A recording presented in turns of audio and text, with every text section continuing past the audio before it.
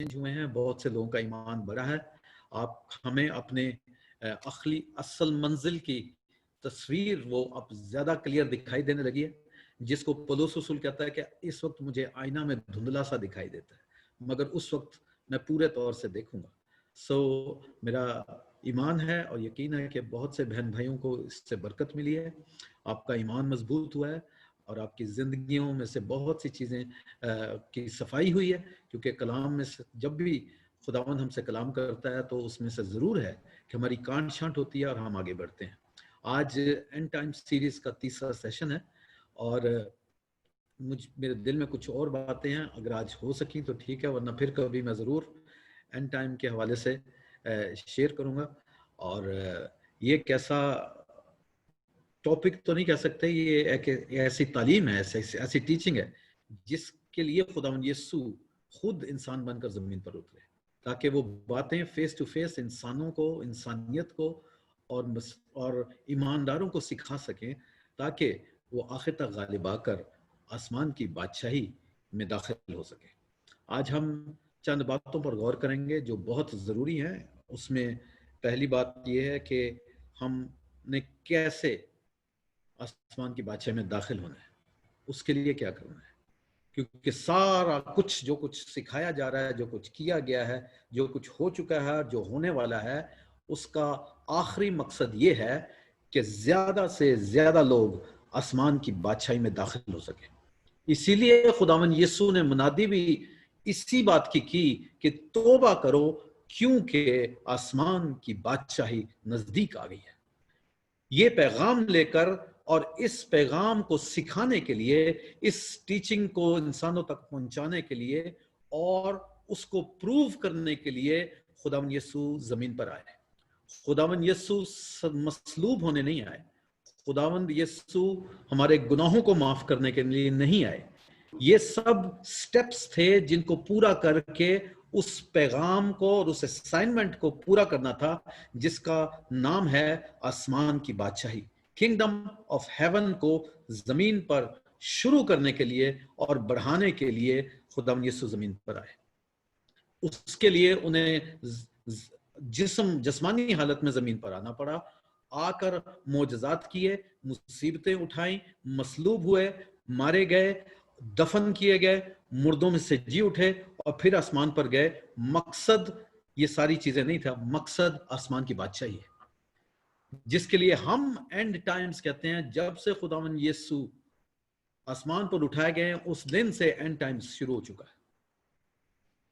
तब से आज तक हमने पहले सेशन में यह देखा कि हम किस दौर से गुजर रहे हैं। जब से इंसानियत की हिस्ट्री शुरू हुई है, जब से आदम बनाया गया, हवा बनाई गई, उसके बाद से लेकर हम किस दौर से गुजर रहे हैं, ताकि हम जान सकें कि हम खुदावंद यीशु मसीह की दूसरी आमद के कितने नजदीक हैं। उसका खुलासा यह था कि हम इस दौर में हैं जो कि आखिरी दौर है, जिसको एक्सटेंड किया गया है। हमें ये एक्स्ट्रा टाइम दिया गया है ताकि अभी बहुत सी रूहें और जो पैदा होकर खुदावंद यीशु को कबूल करेंगी, तौबा करेंगी और आसमान की बादशाही में शामिल होंगी। हमने दूसरे सेशन में एंड टाइम्स का चार्ट स्टडी किया कि एंड टाइम्स की फेजेस कैसे हैं, स्टेप बाय स्टेप क्या होना है। रैप्चर होगा, 7 इयर्स ट्रिबुलेशन है, फिर उसके बाद अर्मेगेडन है और खुदावंद यीशु दुल्हे की माने आसमान से नीचे आएंगे, 1000 साल बादशाहत होगी। उसमें क्या होगा उसको हमने स्टडी किया। और जिन बहन भाइयों ने वो सीरीज मिस की हैं, वो प्लीज यूट्यूब पर जाकर ग्लोरी प्रेयर मिनिस्ट्री के चैनल से you can study that and learn and take notes. उनको याद करें, अपने बच्चों को सिखाएं, अपने बहन भाइयों को, अजीजों को सिखाएं। अगर खुद नहीं सिखा सकते तो वो यूट्यूब क्लिप्स जरूर आप सब तक पहुंचाएं, ताकि लोगों को बरकत मिले और वो जाने कि ये दौर कौन सा है और आने वाला दौर क्या है, और हम खुदावंद यीशु मसीह की दूसरी आमद के कितने नजदीक हैं। हालेलुया। आज हम ये स्टडी करेंगे कि कौन सी रिक्वायरमेंट्स हैं जो हमें इस जमीन पर रहकर पूरी करनी है, ताकि हम आखिर में अपना टारगेट और अपना रिवॉर्ड मिस ना करें, ताकि हम सब 30 गुना नहीं बल्कि हम 100 गुना के लिए जा सके। रिवॉर्ड सिस्टम ईमानदारों का कैसे कम होगा, कैसे बड़ा होगा, इसको हमने सीखना है। हमें क्या मिलेगा ये कलाम में बताया गया है, और आज हम कलाम में से कुछ हवालात स्टडी करेंगे। अपने पेन्स और पेपर साथ रख लें, और अगर फोन्स में अपने नोट्स लेने हैं तो please do take the references, वो तमाम कलाम के रेफरेंस लिखना शुरू करें। और उससे पहले मैं एक छोटा सा गीत शेयर करूंगा। हम खुदा के खादम पास्टर अर्नस मल का खूबसूरत गीत है जो आखिरी दौर के लिए है, खुदा यीशु के आने के हवाले से लिखा गया है। और उसके बोल हैं, चले हो तुम खुदा के साथ, रास्ता सुकड़ा है, खुदा का थामे रखना हाथ, रास्ता सुकड़ा है। हालेलुया। कलाम में खुदा यीशु ने कहा कि दिन बुरे हैं, और ये दिन बुरे हमेशा से रहे हैं, ये आज बुरे नहीं हुए, ये हर दौर में बुरे हैं, और मसीहों के लिए बहुत ही बुरे रहे हैं। हर जमाने में मसीहों को प्रोसिक्यूट किया गया है, हर जमाने में मसीहों को कत्ल किया गया है, उन पे जुल्म ढाए गए हैं, मगर हमें सच्चाई से चलना है और चलते ही रहना है। हालेलुया। चले आइए मेरे साथ मिलकर ये गीत गाते हैं। चले हो तुम खुदा के साथ, रास्ता सुकड़ा है, खुदा का थामे रखना हाथ के रास्ता सुकड़ा है। चले हो तुम खुदा के साथ, रास्ता सुकड़ा है, खुदा का थामे रखना हाथ, रास्ता सुकड़ा है। चलो चले यीशु के साथ, आओ थामे यीशु का हाथ। Hallelujah hallelujah hallelujah hallelujah. खुदा का रूह सिखाएगा, खुदा का रूह बताएगा, खुदा के रूह की सुन लो बात, रास्ता सुथरा है। खुदा का रूह सिखाएगा, खुदा का रूह बताएगा, खुदा के रूह की सुन लो बात, रास्ता सुथरा है। चले हो तुम खुदा के साथ, रास्ता सुथरा है, खुदा का थामे रखना, रास्ता सुथरा है।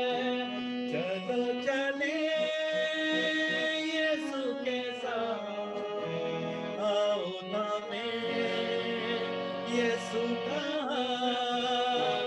Hallelujah hallelujah hallelujah hallelujah. बथेरे आएंगे कहेंगे हम तुम्हारे हैं, खुदा की बात तुम सुनना, रास्ता सुथरा है। बथेरे आएंगे कहेंगे हम तुम्हारे हैं, खुदा की बात तुम सुनना, रास्ता सुथरा है। चले हो तुम खुदा के साथ, रास्ता सुथरा है, खुदा का थामे रखना हाथ, रास्ता सुथरा है। चलो चले यीशु के साथ, आओ थामे यीशु का हाथ। Hallelujah hallelujah hallelujah hallelujah.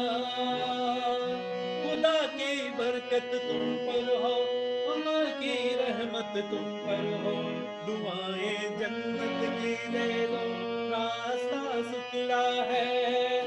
खुदा की बरकत तुम पर हो, मसीह की रहमत तुम पर हो, दुआएं जन्नत की ले लो, रास्ता सुथरा है। चले हो तुम खुदा के साथ, रास्ता सुथरा है, खुदा का थामे रखना हाथ, रास्ता सुथरा है। चले हो तुम खुदा के साथ, रास्ता सुथरा है, खुदा का थामे रखना हाथ, रास्ता सुथरा है। चलो चले यीशु के साथ, आओ थामे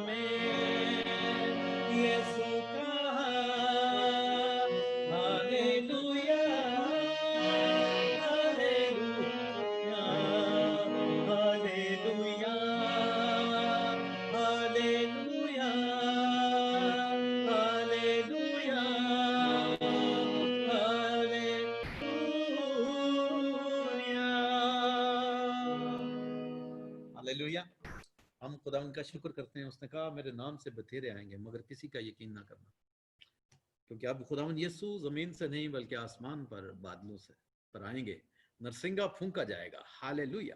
और खुदावन अपने बरगजीदों के साथ और लाखों करोड़ों फरिश्तों के साथ आसमान पर नमोदार होंगे। और लिखा है कि जैसे बिजली एक कोने से कूद कर जमीन के दूसरे कोने तक जाती है, इस तरीके से हर आंख उसे देखेगी, हालेलुया। वो मंजर सुहाना है, मेरी आंख उसकी मुंतजिर रहती है, मेरी रूह उसका इंतजार करती है, और ये उम्मीद पाकरू हमारे अंदर जिंदा रखता है। हम खुदा उनका शुक्र करते हैं। मेरी दरखास्त है कि सब लोग अपने कैमरास ऑफ कर दें और गौर से ध्यान से कलाम पर गौर करें, ताकि आपके जहनों में, आपकी सोचों में, आपके दिलों में ये कलाम बैठे और रच जाए, हालेलुया। और हर बात पर ध्यान से गौर करें, हालेलुया। सो प्लीज मेरी दरखास्त है सब लोग अपने कैमरास ऑफ करें, और मेरा कैमरा ऑन रहेगा और रेवरेंड पीटर अपना कैमरा ऑन रखेंगे, और हम कलाम में से सीखेंगे। मेरे साथ निकालें मुकद्दस मत्ती रसूल की अंजील और उसका 24वां बाब, और वहां से हम शुरू करेंगे। Matthew, the gospel of Matthew chapter 24 versus 4 and 5। मुकद्दस मत्ती रसूल की अंजील उसका 24वां बाब और उसकी 4थी और 5वीं आयत पढ़ेंगे। हालेलुया। पास्टर जी आपकी आवाज थोड़ी कम है। मेरी आवाज कम है? जी पास्टर जी। Thank you. Okay, is it better now? जी पास्टर जी आप better. Thank you. So Matthew 24 निकाल लें, मत्ती 24 बाब और उसकी 4थी और 5वीं आयत में यूं लिखा है, यीशु ने जवाब में उनसे कहा कि खबरदार कोई तुमको गुमराह ना कर दे, क्योंकि बथेरे मेरे नाम से आएंगे और कहेंगे मैं मसीह हूं, और बहुत से लोगों को गुमराह करेंगे। हालेलुया। सो खुदावंद यीशु तंबीह कर गए हैं, हमें इंस्ट्रक्शन दी है कि कभी किसी का यकीन मत करना। जब जमीन पर कोई कहे कि मसीह यहां है या मसीह वहां पर है, तुम्हें हरगिज यकीन नहीं करना है।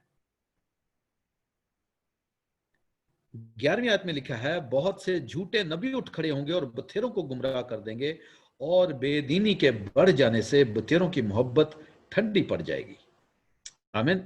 सो खुदावंद यीशु पहले से हमें वार्न करके गए हैं कि हमने अपनी अब्दी बादशाहत को, अपनी डेस्टिनी को टेम्परेरी बातों से कॉम्प्रोमाइज नहीं करना है। We must stick to what Jesus has said. बादलों पर आएगा तो सिर्फ बादलों पर आएगा। अभी ऐसी ऐसी रिसर्च निकलेगी कि आप खुद हैरान हो जाएंगे। मुझे कुछ लोगों ने बताया कि जी अहद का संदूक मिल गया, तो मैंने कहा जी मैं क्या करूं अहद के संदूक का, वो मिले या ना मिले मेरे ईमान पर उसका कोई फर्क नहीं पड़ने वाला। अभी और बहुत सी ऐसी किताबें निकल आएंगी और आर्कियोलॉजिस्ट कहेंगे कि ये किताब ऐसे नहीं, असल में अब जाकर असली हमें ट्रांसलेशन या असली हमें वो लेदर के पीसेस मिल गए हैं, जो एक्चुअली बाइबल जो में है वो नहीं, अब जो मिली है वो ज्यादा सही है। कलाम में लिखा कि ये सब बातें होंगी। बेदीनी के बढ़ जाने से बहुत नई चीजें निकलेंगी, नई आर्कियोलॉजी निकलेगी। अभी पार्लियामेंट में, जैसे मैंने पहले बताया कि यूके के पार्लियामेंट में ये डिस्कशन चल रही है बाइबल के बारे में कि बाइबल के कुछ हिस्से निकाल दिए जाएं, क्योंकि वो बहुत सी कम्युनिटी के लोगों को ऑफेंड करते हैं, उनसे रिलेट नहीं करते। इसलिए ये ह्यूमैनिटी के लिए और कल्चरल कोहेजन के लिए ये बातें ठीक नहीं है। इससे कम्युनिटी में फसादात पैदा होते हैं, इसलिए बाइबल के कुछ हिस्से निकाल दिए जाएं। सो इन सब बातों का होना जरूर है, क्योंकि बेदीनी बढ़ रही है। ये कलाम में लिखा है, बेदीनी बढ़ रही है, मतलब खुदा के कलाम पर ईमान रखना, खुदा यीशु की बातों पर कायम रहना मुश्किल है। इसलिए मुझे ये गीत पाकरू ने याद दिलाया, पास्टर अविनाश मलका के रास्ता सुकड़ा है। कलाम में यीशु ने कहा था कि जो तंग दरवाजा से दाखिल होगा वही आसमान की बादशाही में जाएगा। तंग दरवाजे में दाखिल होने के लिए आपको छोटा होना पड़ता है, आपको सुकड़ना पड़ता है।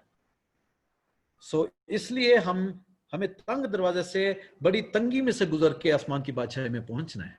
इसका मतलब ये नहीं कि हम सारा वक्त ही सताए जाएंगे, मगर सताए जाएंगे, हमारे बारे में बातें की जाएंगी, हमारी बेइज्जती की जाएगी, हमें कोड़े मारे जाएंगे, हमारे साथ हमें बड़े बड़े बुरे मुश्किल हालात से गुजरना पड़ेगा। It is going to happen, Persecution is a great part of Christian walk.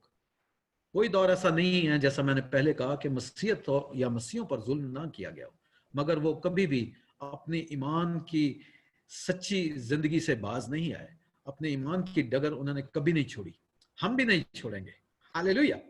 हम भी चलेंगे और खुदावंद का जलाल देखेंगे यीशु के नाम में।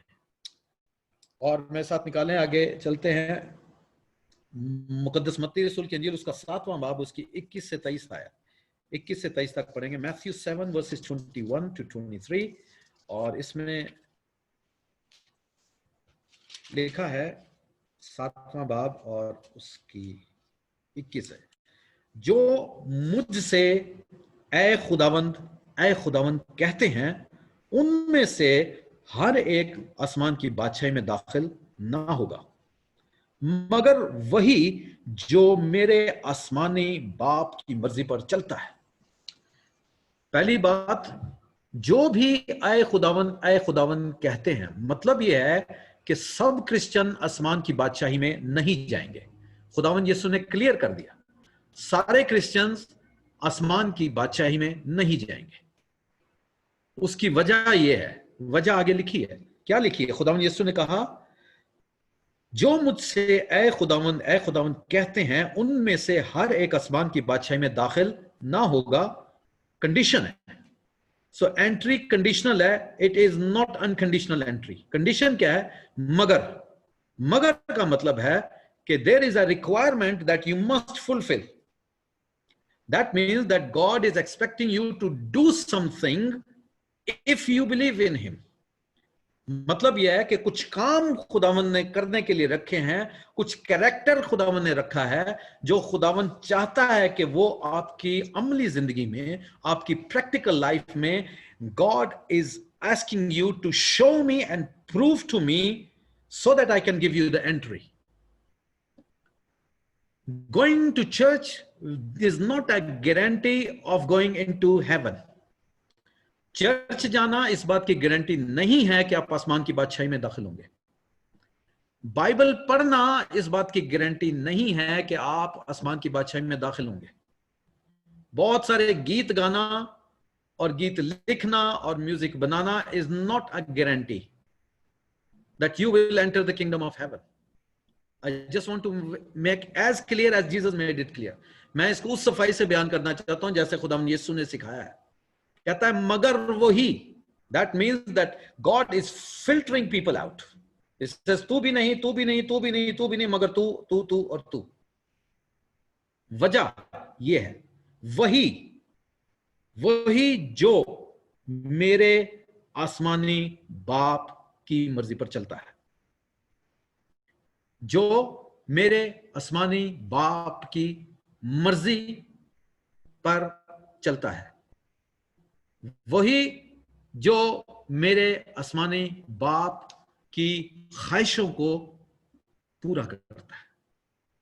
बाप की मर्जी उसके ड्रीम्स है। बाप की मर्जी ये कलाम है। खुदावंद यीशु ने कहा कि मैं जमीन पर कुछ नहीं करता, वही जो मेरा बाप आसमान पे करता है वो मैं जमीन पर करता हूं। एक जगह और खुदावंद यीशु ने फरमाया कि मैं कुछ नहीं कहता, मैं वही कहता हूं जो मेरा बाप आसमान पर कहता है। हालेलुया। इसका मतलब खुदावंद यीशु कहता है कि मेरा बोल और मेरी चाल, मेरी बातें और मेरा चाल चलन बाप की एन एक्सपेक्टेशन के मुताबिक है। मैं और बाप एक है।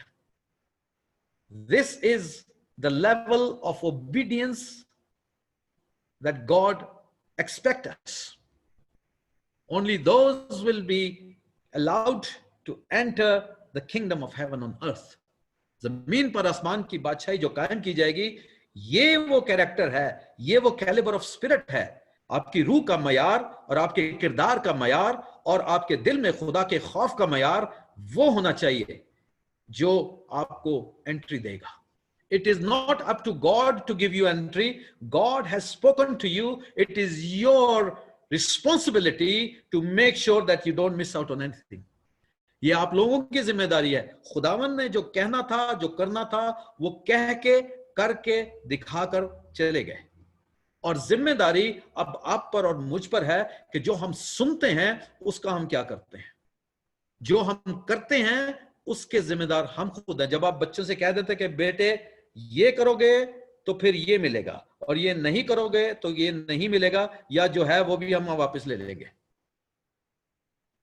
कई लोग इस बात पे बहस करते हैं कि ये क्या बात लिखी है कि जिसके पास है उससे छीन लिया जाएगा।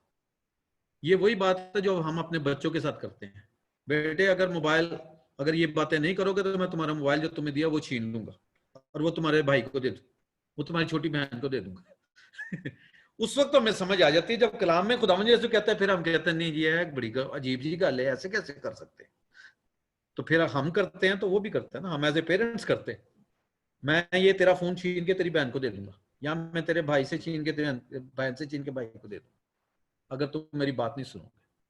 Similarly, God is expecting us to be the doers of the word.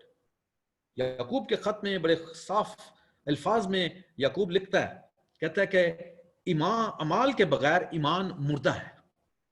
To have faith in Christ and not have a practical life according to the word of God is a great sin. और मुर्दा बातें, मुर्दा शख्स या मुर्दा तालीम आपको कहीं नहीं पहुंचाएगी। हम डेड एजुकेशन के पीछे पड़े हुए हैं, और जो living education of Jesus Christ of God for our prosperity है, उसको हमने शेल्फ में सजा के कपड़े में लपेट के वो ऊपर करके रखा हुआ है। And God said, this is the book of prosperity. This is the book of happiness. This is the book where your future is documented. ये वो किताब है जिसमें मैंने तुम्हारी जिंदगी का हाल लिखा है। इसमें सारी चीजें बयान है। इसको सीखो और इस पर अमल करो तो बेशक खुशहाल रहोगे, और आसमान की बादशाही तुम्हारी जरूरियात की, तुम्हारी जिंदगी की हर जरूरत को पूरी करती रहेगी। इसलिए उसने 5,000 आदमियों को रोटी खिलाकर यह जाहिर किया कि रोटी के लिए परेशान मत होना, मुझे अगर चिड़ियों की और परिंदों की फिक्र है तो तुम्हारी कदर इनसे कहीं ज्यादा है। हालेलुया।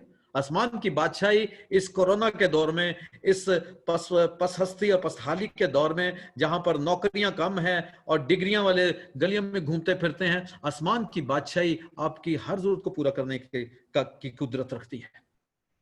असूलों पर चलने की जरूरत है। You shall lack nothing. Hallelujah. आपको किसी चीज की कमी नहीं होगी। आसमान की बादशाही कहती है पहले तुम आसमान की बादशाही और उसकी रास्तबाजी की तलाश में रहो, और खुदावंद ये सुनेगा कि ये सारी चीजें तुम्हें मिलती जाएंगी। आसमान की बादशाही ने आना नहीं है, वो अभी आपकी जिंदगी में, मेरी जिंदगी में काम कर रही है।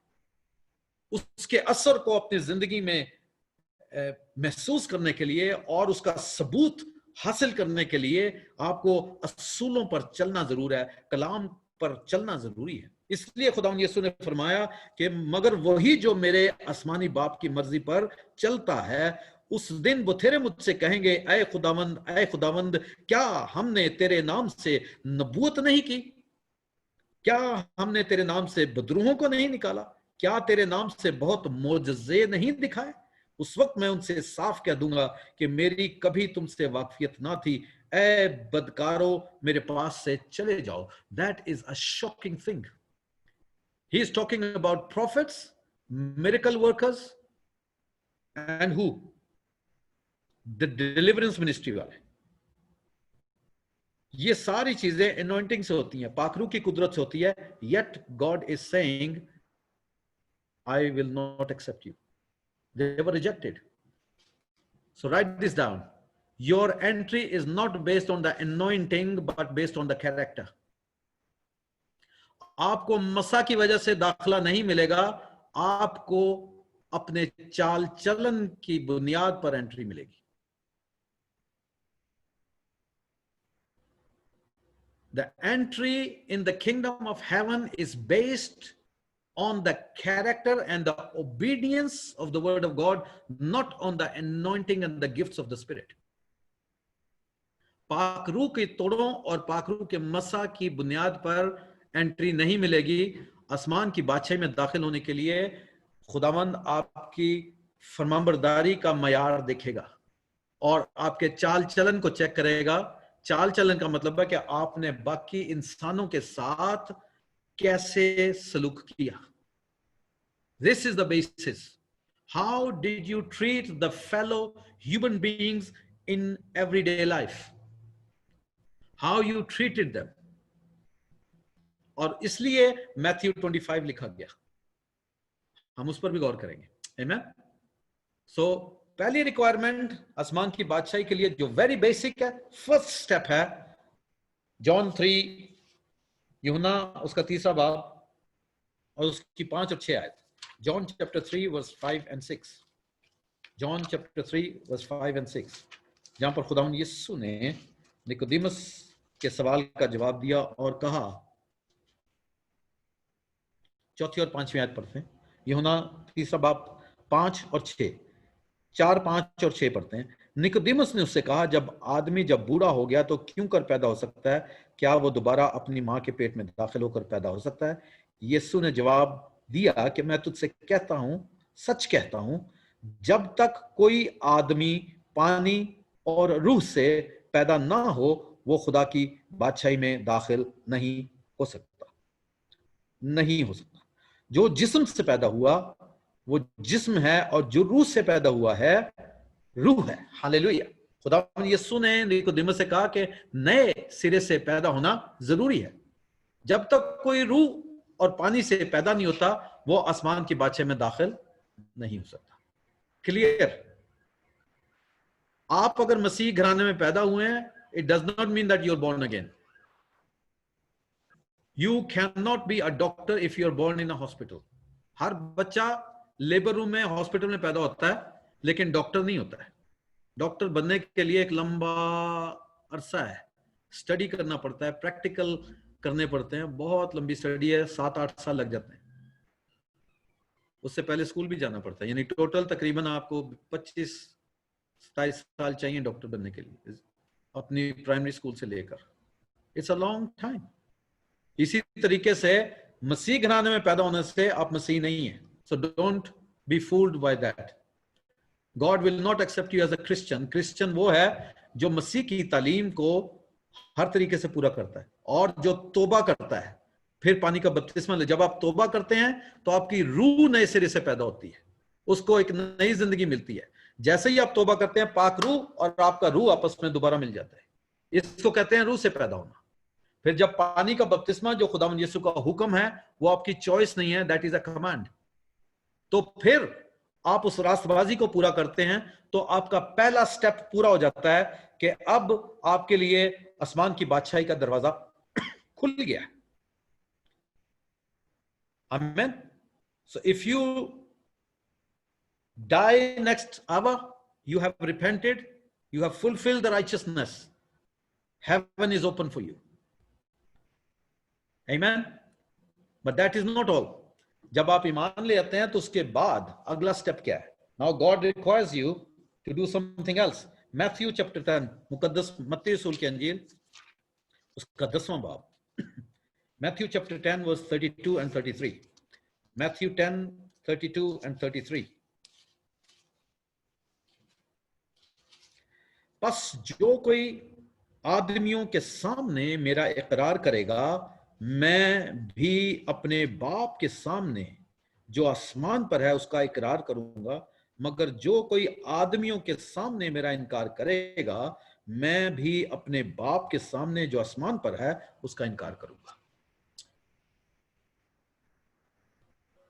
I am not talking about the Christians जो हिडन क्रिश्चियंस हैं. बहुत से मुसलमान बहन भाई इस्लाम छोड़कर मसीह को और मसीहत को कबूल कर चुके हैं, मगर हालात की वजह से वो बाहर गवाही नहीं दे सकते. I am not talking about them. बहुत से हिंदू और सिख लोग ऐसे हैं जो हिडन क्रिश्चियंस हैं. लेकिन अगर आप बहुत अरसे से मसीह हैं, सबको पता है आप क्रिश्चियन हैं, और जहां पर खुदावंद यीशु की बात करने का मौका आता है, आप सिर्फ इसलिए अपनी जुबान और रोक लेते हैं और मुंह नहीं खोलते और यीशु की गवाही नहीं देते. खुदावंद उन लोगों की बात कर रहा है, कह रहा है कि मैंने तुम्हें इसलिए चुना है और तुम्हारी जिंदगी में मौजज़ात इसलिए किए हैं कि सारे लोगों को और सारी कौमों को बताओ कि मेरा खुदावंद यीशु जिंदा खुदा है और वो मौजज़ात की कुदरत रखता है और मैं उसका वर्शिपर हूं, मैं उसका मानने वाला हूं. हालेलुया. और उसके नाम की गवाही देता हूं। आसमान की बादशाही की बात करें, लिखा है कि जो कोई आदमियों के सामने मेरा नाम लेने से शर्माएगा। हमारे बहुत से मसीह बहन भाई है ना, वो प्रेज द लॉर्ड कहना भी पसंद नहीं करते, क्योंकि जी वो देखिए जी वहां पर तो सारे मुसलमान बैठे थे ना, तो फिर मैं अच्छा तो नहीं ना लगता, वो बुरा मनाएंगे। कोई भी मजहब अपने मजहब का जिक्र करने से शर्माता नहीं है। वो अपने सलाम के जरिए इस बात का सबूत देते हैं और धड़ल्ले से देते हैं और बिला झिझक और दलेरी के साथ सिख वाहेगुरु करते रहते हैं। हिंदू जो है वो नमस्ते बड़े खुल के कहते हैं, मुसलमान भाई अस्सलाम वालेकुम बड़े खुल के कहते हैं। हमें जय मसीह की कहते बहुत शर्म आती है, या शलोम कहते हैं, हमारी जुबान नहीं खुलती, हम डरे होते हैं पता नहीं क्या हो जाएगा। खुदावन यीशु ने साफ कह दिया कि जिस दिन मैं आऊंगा और अदालत होगी, तुमने मेरा इनकार किया, मैं तुम्हारा साफ इनकार करूंगा। So we must be careful कि हर जगह दिलेरी के साथ मसीह का नाम लें। अगर आपका छुपा हुआ रहना जरूरी है हालात के मुताबिक, आपके कत्ल होने का डर है, आपके मारे जाने का डर है, तो सिर्फ इसलिए कि आपका वक्त अभी नहीं आया, उस गवाही को छुपा के रखें। मगर जहां पर आपको गवाही देनी है वहां देनी चाहिए। You must speak about your faith and about your miracle. आपको कैंसर था, खुदावन यीशु ने ठीक किया, दिलेरी से कहें कि यीशु जिंदा है, उसने मुझे शिफा दी है। हालेलुया। आपकी फाइनेंशियल प्रॉब्लम थी, खुदावन ने आपके सारे कर्जे उठा लिए, सारे भार चुका दिए, दिलेरी से पूरी दुनिया में गवाही दे, मेरे यीशु ने सारे बोझ उठा लिए। हालेलुया। खुदावन यीशु कहते हैं जो आदमियों के सामने मेरा इनकार करेगा, मैं अपने बाप के सामने उसका इनकार करूंगा। That is required of every believer, that you speak about your faith and about the testimony of Jesus Christ and the miracles he has done in your life. Speak boldly and without fear. Even if they kill you, you still do not hide and shy away from his name. Hallelujah. Next thing. इसी chapter में, Matthew 10 में, verse 37 and 38, 37 and 38, 37 और 38 आयत में, जो कोई, now this is a difficult, बाप या मां को मुझसे ज्यादा अजीज रखता है वो मेरे लायक नहीं, और जो कोई बेटे या बेटी को मुझसे ज्यादा अजीज रखता है वो मेरे लायक नहीं, और जो कोई अपनी सलीब ना उठाए और मेरे पीछे ना चले वो मेरे लायक नहीं।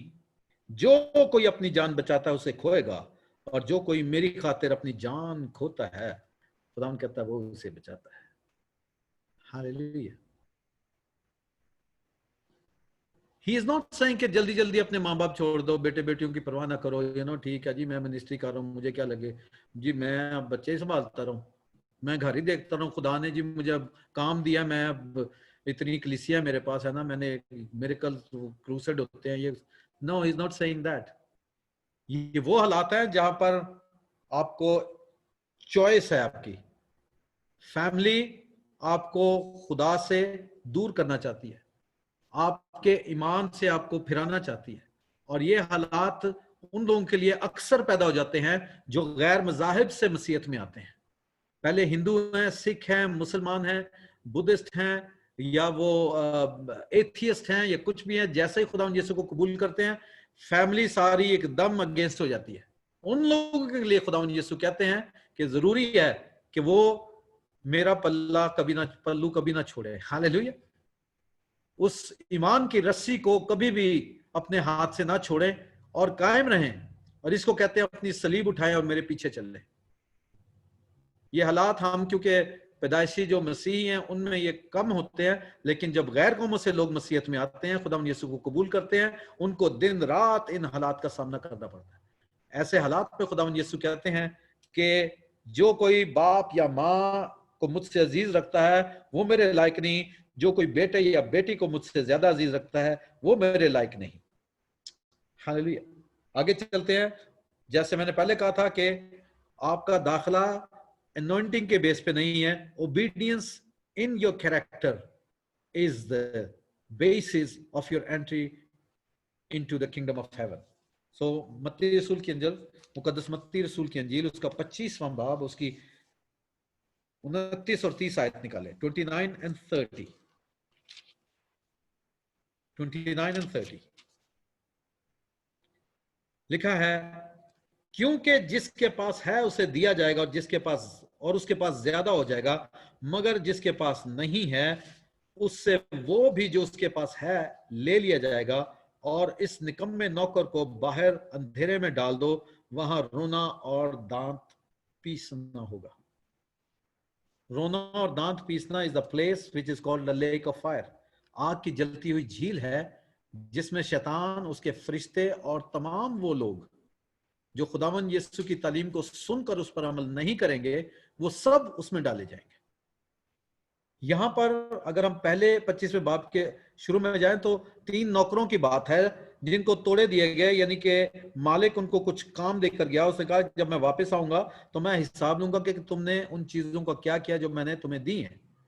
सो 2 ने इन्वेस्ट किया और उसको डबल कर दिया, तीसरे ने जो था उसको छुपा के रख दिया। आपको जो ईमान दिया गया है, जरूर है कि वो आपकी जिंदगी में भी बढ़े और आप दूसरे लोगों की जिंदगी में भी उस ईमान के बीज को बोएं। ये कलाम की खुशखबरी को दूसरों तक पहुंचाना हर मसीही का पहला फर्ज है। हर मसीही का फर्ज है, पहला नहीं कहूंगा, पहला फर्ज है कि आप खुद मसीह की तालीम पर अमल करें। दूसरी बात यह है कि जो कुछ आप कर रहे हैं वो दूसरों को सिखाएं और खुदावन के नाम की गवाही दें और आसमान की बादशाही की खुशखबरी का पैगाम हर जान तक पहुंचाए, हर कान तक पहुंचाए। Otherwise you will lose your own salvation. खुदावन रिक्वायरमेंट रखते हैं, कहते हैं कि काम जरूरी है। तो अगर हम इसलिए नहीं सुनाते क्योंकि हम खुद नहीं चलते। मैं खुद सिगरेट पी रहा हूं तो मैं किसी गैर मसीह को कैसे कहूंगा कि सिगरेट छोड़ दे। मैं खुद गंदी गालियां दे रहा हूं तो मैं किसी दूसरे को क्या कहूंगा कि गाली ना दे। मैं खुद लड़ाई झगड़ा करता हूं, मैं खुद इतना ईगो से और प्राइड से भरा हुआ हूं, मैं किसी और को क्या कहूंगा यार हलीम हो। हमारी अपनी जिंदगी में इतने खला हैं और इतनी कमजोरियां हैं, इसलिए हम खुदा यीशु का नाम नहीं लेते। क्योंकि अगर हम वो जो करते नहीं वो कहेंगे तो हम पर उंगली उठेगी कि खुद तो आप करते नहीं है, हमें कैसे कह रहे हैं। This is why many Christians do not talk about Jesus. वो शाय हुए नहीं है, वो अपनी पर्सनालिटी और कैरेक्टर को हाइड करते हैं। This is called double face people. Double standard Christians will never be able to make it to the kingdom of heaven. आगे चलते हैं इसी मैथ्यू 25 में 44 to 46। मेरे साथ निकालें, पहले 37 to 40 पढ़ते हैं, 37 से 40 तक, 37 से 40 तक, 37 to 40 and then 44 and 46। 37 में लिखा है, तब रास्तबाज जवाब में उससे कहेंगे, ऐ खुदावन, हमने कब तुझे भूखा देखकर खाना खिलाया या प्यासा देखकर पानी पिलाया? हमने कब तुझे परदेसी देखकर घर में उतारा या नंगा देखकर कपड़ा पहनाया? हम कब तुझे बीमार या कैद में देखकर तेरे पास आए? बादशाह जवाब में उनसे कहेगा कि मैं तुमसे सच कहता हूं कि जब तुमने मेरे इन सब से छोटे भाइयों में से किसी के साथ ये सलूक किया तो मेरे ही साथ किया। हालेलुया। खुदावंद यीशु कहते हैं कि आपने अपने फेलो ह्यूमन बीइंग्स के साथ क्या किया है। यहां पर कहीं नहीं लिखा कि तुमने उसे शिफाएं दी, तुमने बदरुएं निकाली, तुमने प्रोफेसिस की, तुमने हीलिंग्स की। जजमेंट की बेसिस यहां पर भेड़ों और बकरियों की बात कर रहा है कि भेड़ों को बकरियों से अलग करेगा, और कैरेक्टरिस्टिक ऑफ द शीप बता रहा है कि उनका किरदार कैसा था, उनकी जिंदगी कैसी थी। खुदावंद यीशु कहते हैं, जब तुमने भूखे को खाना खिलाया, प्यासे को पानी पिलाया, जब मैं कैद में था तुमने मेरा हाल पूछा, है ना, जब मैं बीमार था तुम मेरे पास आए, जब मैं नंगा था तुमने मुझे कपड़ा पहनाया, जब मैं परदेसी था मुझे अपने घर में उतारा। जब आपने बाकी इंसानों के लिए सब कुछ किया तो तुमने मेरे साथ किया, इसलिए तुम मेरे तख्त पर मेरे दाहिने हाथ बैठोगे। लेकिन भेड़ों के लिए अलग जगह है, सॉरी बकरों के लिए कहता है भेड़ों को बकरियों से अलग किया। सो बकरियों के लिए अलग क्या है? वर्स 44 पढ़ते हैं, 44 आयत। तब वो भी जवाब में कहेंगे, ये बकरियों की बात कर रहा है, हमने कब तुझे भूखा या प्यासा या परदेसी या नंगा या बीमार या कैद में देखकर तेरी खिदमत ना की? उस वक्त तो उनसे कहेगा, जवाब में कहेगा, मैं तुमसे सच कहता हूं कि जब तुमने इन सबसे छोटों में से किसी के साथ ये सलूक ना किया तो मेरे साथ ना किया। ये हमेशा की सजा पाएंगे, मगर रास्तबाज हमेशा की जिंदगी। Hallelujah. Now this is the basis of judgement. जब अदालत लगी होगी तो जो पॉइंट्स डिस्कस होंगे for the believers to have the entry in the kingdom or not, it's based on the character. It is based on how you treated other human beings. इसलिए welfare का काम आपकी जिम्मेदारी है। जब शॉपिंग करने जाते हैं तो कुछ खाना जरूर ऐसा एक्स्ट्रा खरीद के लाएं जो आप किसी गरीब को दे सके। जब कपड़े खरीदने जाते हैं तो कुछ कपड़े जरूर ऐसे खरीदें जो आप किसी नंगे को दे सके या जिसके पास नहीं है उसको दे सके। यहां पर ये नहीं लिखा क्रिश्चियन को दें या नॉन क्रिश्चियन को दें, but you must give it. God is looking for generous givers. Amen. Not only money but lot more. अपना टाइम, आपकी गाड़ी, आपका घर, कितने लोग उसमें आके आराम पाते हैं, कितनों का बोझ हल्के होते हैं। कितने जो है होमलेस या मजबूर लोग थे जिनके पास छत नहीं थी, आपने उनको शेल्टर दिया, आपने उनको रहने की जगह दी। हालेलुया। जरूरी है हम खुदा उनका शुक्र करते हैं। मैं एक पास्टर को जानता हूं, जैसे ही वो पादरी बना उसके माँ बाप उसके खिलाफ हो गए। वो कहने लगे हमने तो तुझे एजुकेशन दी थी इसलिए कि तू इंजीनियर बनेगा, बड़ी कंपनी में डायरेक्टर लगेगा। उस पास्टर ने खुदा की आवाज को आज तक पकड़ा हुआ है। तो ये वो बात है जो खुदावंद यीशु ने कहा कि जब माँ बाप, उस टाइम पे माँ बाप जरूरी है या खुदा की आवाज जरूरी है? और उस खुदा के खादिम ने कहा कि मैं खुदा के पीछे चलूंगा, मुझे हकीकी बात का हुक्म मानना दुनियावी बात से ज्यादा जरूरी है। Hallelujah. Such times will come. Amen. So you do not shy away from the name of Jesus. You do not run away from your calling and you do not shy from the fellow human beings. खुदावंद यीशु कहता है कि अगर अपना चेहरा बाकी इंसानों से छुपाओगे, तुम जो कुछ कर सकते हो वो नहीं करते तो गुनाह करते हो। कलाम में लिखा है कि नेकी करना जानते हो और नहीं करते तो गुनाह करते हो। When you know how to do good and you had the money in your pocket and you still did not help nobody, that will be counted against you. आपको पैसा इसलिए दिया है कि जो मजबूर हैं आप उन पर रहम करें और उनकी मदद करें। आपके घर में इतनी ब्रेड है, आपके कबर्ड में इतने कपड़े हैं, हर साल छांटी कर दें। जो एक्स्ट्रा कपड़े हैं जो आपने पूरा साल नहीं पहने, या 1.5 साल हो गया नहीं पहने, या 2 साल नहीं हो गया नहीं पहने, कब तक और रखेंगे? आपका शायद साइज भी अब बड़ा हो गया, अब वो वैसे भी नहीं पूरे आने, फिर भी रखे इन्हें, नहीं देने ऐसी, क्योंकि देने की आदत नहीं है। पुराने जूते किसी को दे दें, छांटी किया करें हर साल। Give it away. दो तो तुम्हें दिया जाएगा। आपके पास खाली जगह होगी, नवा हो रहेगा, उस तो वधिया आएगा। आमीन। क्योंकि आसमान पे जो कुछ भी आप देते हैं वो मल्टीप्लाई होके 10 टाइम्स बल्कि 100 टाइम्स वापस आता है। आप 1 देंगे, खुदावंद 100 जमा करेगा। आमीन। हालेलुया। पर आपने दिया ही नहीं तो जो आपके पास है वो भी छिन जाएगा, जो है वो टूट जाएगा, नया आएगा नहीं। और आसमान की बादशाही जब जमीन पर आएगी, अदालत होगी, तो आपको कहा जाएगा कि आपके पास इतना कुछ था, गल गया, सड़ गया, कीड़ा खा गया, पर तुसी दिता नहीं। कपड़े तानू छोटे हो गए पर तुसी दिते नहीं, तुसी सुट देते बेंच पर किसी इंसान नहीं देते। Why do we do this? हमें अपनी आखिरत और आसमान की बादशाही हमेशा हमारे सामने रहनी चाहिए। और सोचें कि अगर ये जूती, ये कपड़ा, ये गाड़ी, ये घर, ये मेरी अब्दियत मुझसे छीन रही है, then get rid of this stuff. Get rid of this stuff. It's not worth to have the riches of the world and lose your eternity. It's not worth it. ये बड़े नुकसान की बात है। हालेलुया। आगे चलते हैं। एक और बात बहुत ही दिल हिला देने वाली है और वो लिखी है इब्रानियों के खत में, उसके 6 बाब में। ये उन लोगों के बारे में है जिन्होंने तौबा की है, बपतिस्मा लिया है, पाक रूह से मामूर हुए, मोजज़ात करते हैं। मगर कुछ बातें ऐसी हैं जो बहुत खतरनाक हैं और कलाम साफ साफ इब्रानी के खत में कहता है कि अफसोस है ऐसे लोगों पर जिनका जिक्र यहां पर हुआ है। आइए देखते हैं इब्रानियों 6 बाब उसकी 4 से 8वीं आयत तक, फ्रॉम वर्स 4 to 8।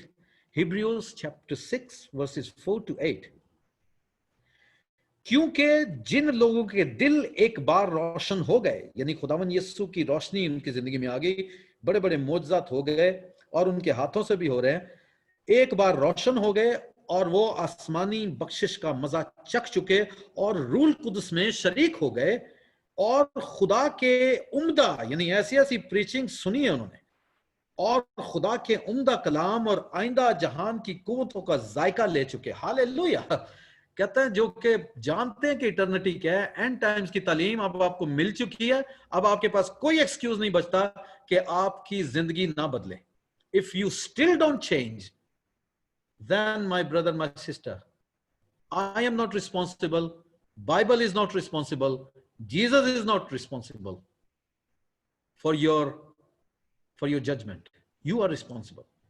मैं फिर से पढ़ता हूं, जिन लोगों के दिल एक बार रोशन हो गए, वो आसमानी बख्शिश का मजा चख चुके, रूहुल कुदस में शरीक हो गए, उम्दा कलाम और आइंदा जहान की कुव्वतों का जायका ले चुके, अगर वो बरगश्ता हो जाएं तो उन्हें तौबा के लिए फिर नया बनाना नामुमकिन है, इसलिए कि वो खुदा के बेटे को अपनी तरफ से दोबारा मसलूब करके इलानिया जलील करते हैं। खुदावन यीशु को दोबारा मसलूब करके, लिखा है इलानिया, उसकी बेइज्जती करते हैं, उसकी हकारत करते हैं, उसके नाम पर धब्बा है, जिसको और सख्त अल्फाज में कहते हैं कि कलंक का टीका है। नाम तो अच्छा है पर लोग कहते हैं यार ये कैसे क्रिश्चियन है यार। मेरे बेटे का एक दोस्त है जो मुसलमान था, वो मसीह हुआ, वो क्रिश्चियन होने के बाद फिर मुसलमान हो गया, क्योंकि उसको जो क्रिश्चियन लड़के मिले वो इतने बुरे थे, उनकी बातें इतनी गंदी थी, उसने कहा कि मुझे ये क्रिश्चियनिटी नहीं चाहिए अगर इसका नाम क्रिश्चियनिटी है। Now my son is again trying to get him back. It is shameful thing कि जो बड़ा बड़ी टीचिंग्स देने वाले और बड़े बड़ी ऊंचे ऊंचे हालेलुया गाने वाले और पाक रूह की बातें करने वाले ऐसे गिरे हुए काम करें और ऐसी गिरी हुई बातें उनकी जिंदगी में आए, तो कलाम कहता है कि वो खुदावन यीशु को दोबारा मसलूब करते हैं। आगे लिखा है, क्योंकि जो जमीन की 7वीं आयत वर्स 7, क्योंकि जो जमीन उस बारिश का पानी पी लेती है जो उस पर बार बार होती है और उनके लिए कारामद सब्जी पैदा करती है, जिनकी तरफ से उसकी काश्त भी होती है, वो खुदा की तरफ से बरकत पाती है। और अगर झाड़ियां और ऊंट कटारे उगाती है तो नामकबूल और करीब है कि लानती और उसका अंजाम जलाया जाना है। आमीन। उसका अंजाम क्या है? The lake of fire. ये नॉन क्रिश्चियंस की बात नहीं हो रही है, ये वो बिलीवर्स हैं जो पाक रूह के साथ शराकत करते हैं, जो हर किस्म की अच्छी टीचिंग पा चुके हैं और बड़ी बड़ी डिग्रीज उनके पास हैं कि उन्होंने मास्टर्स इन थियोलॉजी किया हुआ और PhD in divinity of the Holi spirit किया हुआ और पता नहीं क्या क्या किया हुआ है, लेकिन अपने काम और किरदार से वो उसको साबित नहीं कर सकते। तो कलाम साफ कहता है कि उनका अंजाम जलना है। उन झाड़ियों के माने लिखा है कि ना मकबूल वो जमीन अगर ऊंट कटारे और झाड़ियां उगाए। इसका क्या मतलब है? सारा वक्त उनकी बातें दूसरों को चुभती रहे, सारा वक्त वो टांट करते रहें, मजाक उड़ाते रहें, ईगो उनके अंदर भरी हो, माफ ना करें किसी को, तकब्बर और गुरूर से उनका सर चढ़ा हो, तो लिखा है कि ऐसी मसीहत और ऐसी डिग्रीज और ऐसे scholars will not be able to make it to the kingdom of heaven. Amen. Let's move on. इसी की 10 और 12 आयत लिखा है, और हम इस बात की आरज़ूमंद हैं कि तुम में से हर शख्स पूरी उम्मीद के वास्ते आखिर तक इसी तरह कोशिश जाहिर करता रहे, ताकि तुम सुस्त ना हो जाओ, बल्कि उनकी मानिंद बनो जो ईमान और तहम्मुल के बायस वादों के वारिस होते हैं। हालेलुया। कहता है ऐसी कोशिश करते रहो कि मैं पिछले 5 साल जैसा मसीह रहा हूं, अगले 5 साल में मैंने ऐसा नहीं रहना। I should reach the highest degree of obedience and character and the fear of God. Hallelujah. मैंने खुदा के खौफ में आगे बढ़ना है, मैंने और अपनी जिंदगी को निखारना है और संवारना है, मैं और रोजे रखूंगा, मैं और कलाम सीखूंगा, मैं और अपने आप को बदलूंगा, मैं और लोगों को माफ करूंगा, मैं और ज्यादा जेनरस हो जाऊंगा, फराख दिल होऊंगा। अब जो कुछ मैंने नहीं किया, इस कलाम को सुनने के बाद मैं लिस्ट बना के उन कामों को पूरा करूंगा। Hallelujah. This should be your targets for 2021। नए रेजोल्यूशंस बनाए, स्पिरिचुअल गोल्स बनाए अपनी जिंदगी में। मैं देखता हूं जब मैं फारिग बैठता हूं कि मैं 10 साल पहले कैसा था। पिछले 5 साल में मेरी जिंदगी में, मेरी स्पिरिचुअलिटी में, मेरी रूहानी जिंदगी में मेरा रिश्ता खुदावंद से मजबूत हुआ है या मैं पहले से कमजोर हो गया। मुझे और कौन कौन से एरियाज है अपनी लाइफ के जिनको पाक रूह के सामने रखना है और मदद मांगनी है, क्योंकि वही एक मददगार है जो हमें बख्शा गया है। वो आपकी एडिक्शंस में आपकी मदद करेगा, वो आपके गुस्से की जो प्रॉब्लम है उसमें आपकी मदद करेगा, वो आपके फाइनेंसेस में आपको स्ट्रेटजीज देगा कि आपकी स्पेंडिंग में प्रॉब्लम है, कि आपकी अर्निंग में प्रॉब्लम है। हर चीज खुदावंद का रूह आपको सुधारने के लिए बख्शा गया है। उसके साथ रिश्ता बनाए, fall in love with the Holi spirit. Hallelujah. And you will exceed in your obedience and character, and you will get the excellence of the Spirit. Hallelujah.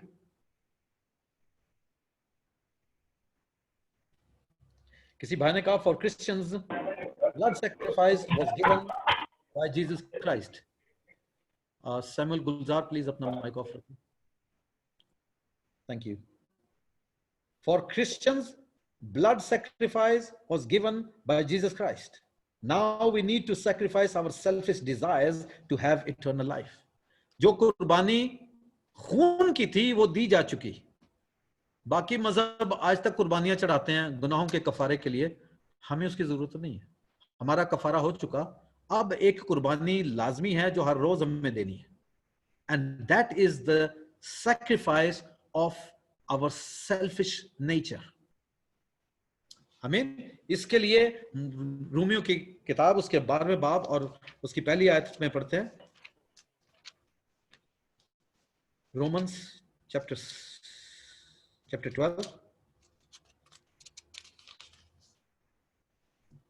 Verse 1। बस आए भाइयों, रोमियो 12 बाब पहली आयत से, बस आए भाइयों, मैं खुदा की रहमतें याद दिलाकर तुमसे इल्तमास करता हूं कि अपने बदन ऐसी कुर्बानी होने के लिए नजर करो जो जिंदा और पाक और खुदा को पसंदीदा हो। यही तुम्हारी मकबूल इबादत है।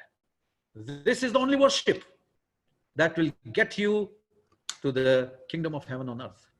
Hallelujah, hallelujah. There is no other way, there is no other way. और आगे कहते हैं, और इस जहान के हम शक्ल ना बनो, बल्कि अकल नई हो जाने से अपनी सूरत बदलते जाओ, ताकि खुदा की नेक और पसंदीदा और कामिल मर्जी तजर्बा से मालूम करते रहो। हालेलुया। हमें वो डेस्टिनी कितनी खूबसूरत है। सारी फेजेस हमने सीख ली हैं। हम कहाँ होंगे ये अभी आपको पता लग जाना चाहिए। आज के कलाम से हर किसी पर हर किस्म का शक और शुबा दूर हो जाना चाहिए कि आप कहां पर खड़े हैं। Every scripture I've given you, you can assess yourself and you can clearly see where you stand and where you're heading. अगर आज correction नहीं की है, then my friends, it will be too late. आप नहीं जानते खुदावंद यीशु किस घड़ी आएगा। अभी मैं थोड़ा सा किसी से मैं बात कर रहा था लास्ट वीक, और एक बात पाकरू ने की कि आपको घर चाहिए या प्लेनेट चाहिए। मैं रेवरेंड पीटर से पूछता हूं, पीटर भाई घर चाहिए कि प्लेनेट चाहिए? प्लेनेट।